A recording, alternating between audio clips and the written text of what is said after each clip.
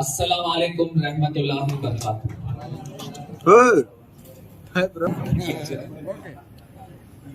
ఛోటా ఖాన్ ఇవాళ minority cell అధ్యక్షులుగా మన సిటీ నుంచి మరి ఇవాళ సెల్ మొత్తం అంతా కూడా కార్యవర్గము నియమించడం జరిగింది. అదే రకంగా పూర్వ అధ్యక్షులు రబ్బానీ గారి యొక్క సహాయ సహకారంతో, వేదిక మీద ఉన్న పెద్దలందరి సహకారంతో, మరి ఇవాళ నిడదోలు నుంచి వజీర్ భాయ్ కూడా వచ్చారు. 4 సార్లు ఆయన కౌన్సిలర్ కింద చాలా సీనియర్ మోస్ట్ వజీర్ భాయ్ ఇవాళ ఆశీర్వదించడానికి అదే రకంగా ఆరిఫ్, మన ఆరిఫ్ అంటే మంచి వాక్పటిమ. నాకు తెలిసి నేను స్టేట్ లో చాలా మంది ముస్లిం సోదరులు చూశాను. ఇంత కెపాసిటీ ఉన్న ముస్లిం సోదరుడు ఆరిఫ్ మాట్లాడే తీరుకి ఎవరైనా. అదే రకంగా మా అందరికి పెద్ద సేట్ ఇక్కడ పెద్ద ఈయన ఉన్నాడంటే అందరూ అడిగిపోతారు. ఈయన పేరు షేర్ అని పిలుస్తారు.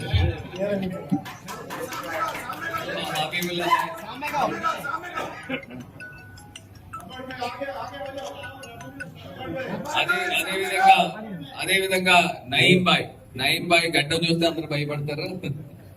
నయీం బాయ్ అలా వేదిక మీద ఉన్న పెద్దలందరికీ కూడా, హసీనా సంపతులకి అందరికీ కూడా పేరు పేరున, మన లాయర్ ఆరిఫ్ గారికి కూడా అందరికీ కూడా ధన్యవాదాలు తెలుపుకుంటూ, మరి బడా ఖాన్ కూడా ఇక్కడ ఉన్నారు, వారికి కూడా ధన్యవాదాలు తెలుపుకుంటూ, మన రౌతు సూర్యప్రకాష్ రావు గారు 2 సార్లు శాసనసభ్యులు చేసి మరి చాలా సీనియర్ మోస్ట్, మరి అలాంటి వ్యక్తి చిన్న వ్యక్తి ఏం కాదు. మరి అలాంటి వ్యక్తులు మనం అందరం కూడా వైఎస్ఆర్ కాంగ్రెస్ పార్టీలో చాలా బలమైన నాయకత్వం ఉంది. ఇవాళ మైనారిటీ సోదరులు, ముస్లిం సోదరిమణులకి అందరికీ కూడా ఒక్కటే అంశం చెప్తా ఉన్నాం. ఈ మతతత్వ రాజకీయాలు ఏవైతే చేస్తా ఉన్నారో దీనికి పూర్తి స్థాయిగా స్వస్తి చెప్పాల్సిన అవసరం ఉంది. అంటే ఎంత హీనమైన పరిస్థితులకు వెళ్ళిపోయారనంటే, ఒకటే సింపుల్ ఎగ్జాంపుల్ చెప్తాం. ఇవాళ వడ్డీ వ్యాపారాలని ముస్లింలు గాని ఇస్లాం గాని మద్దతు ఇస్తుందా? మరి వడ్డీ వ్యాపారాలు చేసే వాళ్ళని మన ఎమ్మెల్యేలుగా ఎన్నుకుంటున్నామని అంటే అది నిజంగా మనం అందరం కూడా ఆలోచించాలి. మన రాజమహేంద్రవరంలో 18,000 పైచిలుకున్న ముస్లిం ఓటర్లు ఒక్క ఓటు కూడా వడ్డీ వ్యాపారస్తుడికి వేస్తామా? వడ్డీ వ్యాపారస్తుడి మనస్తత్వం ఎట్లా ఉంటది? ఇవాళ 10 లక్షల రూపాయలు అప్పించాడు, పొద్దున్న లేసి దండం పెట్టుకుంటూ ఉంటాడు దేవుడికి. ఏమనంటే వడ్డీ కట్టకూడదని. ఎందుకంటే మనం ఆస్తి తనఖా పెడతాం కదా, ఆ ఆస్తి ఆ వడ్డీ వ్యాపారస్తుడిది అయిపోవాలనే ఆలోచన ఉంటుంది. నేను వడ్డీ వ్యాపారాలు చేయొద్దని నేను చెప్పను. వడ్డీ వ్యాపారస్తులు చేసే వాళ్ళు ఎమ్మెల్యేలు గాను ఎంపీలు గాను రాకూడదని నేను చెప్తా ఉన్నా. ఎందుకంటే ఇవాళ మీరు చూడండి, ఎన్నో చిన్న ఆస్తులు, బోల్డ్ ఆస్తులు ఉన్నాయి ఊరి నిండా. ఒక సైకిల్ దొక్కుని ప్రయాణం చేసి సాగించిన వ్యక్తి 100 కోట్ల రూపాయల ఆస్తులు ఎట్లా సంపాదించారండి? నేను ఇవాళ చెప్తున్నా, తనఖా మీద కొన్ని 10 సంఖ్యలు ఆస్తులు ఇవాళ కూడగట్టి ఎమ్మెల్యే పదవిని అడ్డుపెట్టుకుని, లేకపోతే గతంలో మేయర్ పదవిని అడ్డుపెట్టుకుని, లేదా గతంలో ఎమ్మెల్సీ పదవిని అడ్డుపెట్టుకుని ఇవాళ ఈ పదవులను అడ్డుపెట్టుకుని ఆస్తులు సంపాదిస్తున్నారు, ప్రజలను పీడించుకుని తింటా ఉన్నారు. ఇది ప్రజలందరూ కూడా గ్రహించాలి. ప్రత్యేకించి ఈ యొక్క మాట ముస్లిం సోదరుల దగ్గర నుంచి బయటికి పాకాలి.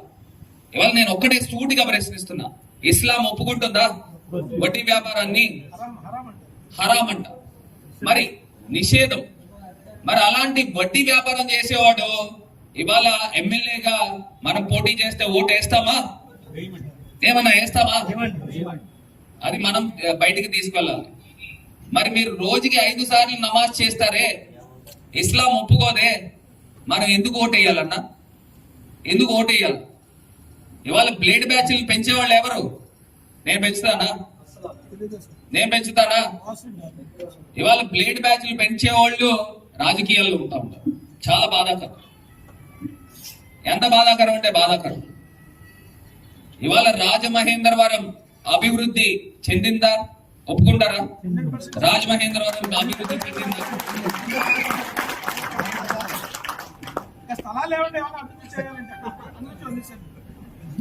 రాజమహేంద్రవరం అభివృద్ధిలో పరుగులు పరిగెడతా ఉంది.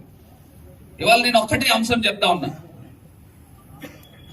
మేయర్లుగా 15 సంవత్సరాలు తెలుగుదేశం పార్టీ చేశారు. అదేవిధంగా వాళ్ళ కుటుంబం దగ్గర నుంచి ఎమ్మెల్సీ చేశారు, మేయర్ చేశారు, ఎమ్మెల్యే చేశారు. ఇన్ని పదవులు చేశారే, చెప్పడానికి ఒక్కటంటే ఒకటి మనం చెప్పగలమా? వాళ్ళు ఏం చెప్తారనంటే మేము జీవోలు తేలేదు, అడ్మినిస్ట్రేటివ్ శాంక్షన్ తెచ్చామంటారు. అడ్మినిస్ట్రేటివ్ శాంక్షన్ దేనికి నాయన? అడ్మినిస్ట్రేటివ్ శాంక్షన్ తెచ్చామని చెప్తా ఉంటాం. మేము పలానది ఇది కట్టేమో కనబడుతుంది, అది మేము చేసామని చెప్పట్లా. మేము జీవో కాదు, ఈ కాగితం కాదు, ఇంకో కాగితం తెచ్చామని చెప్తున్నాం. అంటే ఈ రకమైన పరిస్థితుల్లో 3 సార్లు పదవులు చేసిన వాళ్ళు అడ్మినిస్ట్రేటివ్ శాంక్షన్ పదాలు చెప్తున్నారు అని అంటే ఎంత శోచనీయమో ప్రజలు ఆలోచన చేయాలి. ఇవాళ చాలా మందికి ఒక అంశాలు తెలుసో తెలీదో నాకేం తెలియదు, కానీ మొన్న పోలీస్ రికార్డ్స్ దగ్గర నుంచి రాజమండ్రిలో ఈ రకమైన బ్లేడ్ బ్యాచ్ కానీ, గాంజాయి బ్యాచ్ కానీ, లేకపోతే రౌడీ షీటర్లు కానీ ఇవన్నీ లెక్కలేస్తే 1182 మంది వచ్చారు. మరి 1182 మంది ఎక్కడి నుంచి వచ్చారు? రాజకీయ అండదండలు లేకపోతే వస్తాయా? నేనేమన్నా పెంచుతానా? నా దగ్గరికి రానిస్తానా? అడుగు పెట్టనిస్తానా? ఒకవేళ ఎవరైనా ఉన్నా కానీ వాడిలో పరివర్తన చెందితేనే నా దగ్గర నుంచి